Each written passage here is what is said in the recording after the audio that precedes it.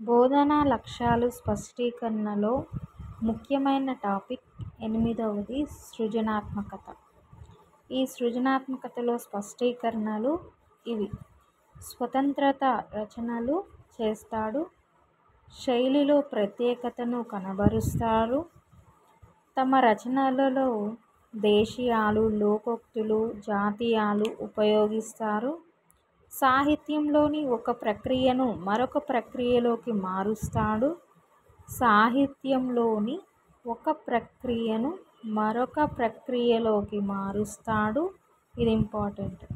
రచనలలో నుడికారపు సొంపును ప్రదర్శిస్తాడు, నేర్చిన పాఠానికి కొత్త శీర్షికను నిర్ణయించడం, అసంపూర్ణ రచనలు పూరించడం, నేర్చిన కథలను బట్టి సామెతలను బట్టి కొత్త కథలు రాయడం, కథలు, కవితలు, నాటకాలు, నాటికలు, నవలలు మొదలగు వివిధ ప్రక్రియల్ని సొంతంగా రచించడం, వ్యవహారంలోని సహజమైన పలుకుబడులు, సామెతలు, అలంకారాలు, దృష్టాంతాలు వంటి వాటిని గ్రహించి భావానుగుణమైన భాషను, నడకను ప్రయోగించి స్వీయ రచనా శైలిని ఏర్పరచుకోవడం మొదలైనవి అన్నీ ఈ సృజనాత్మకతలోని భాగాలే.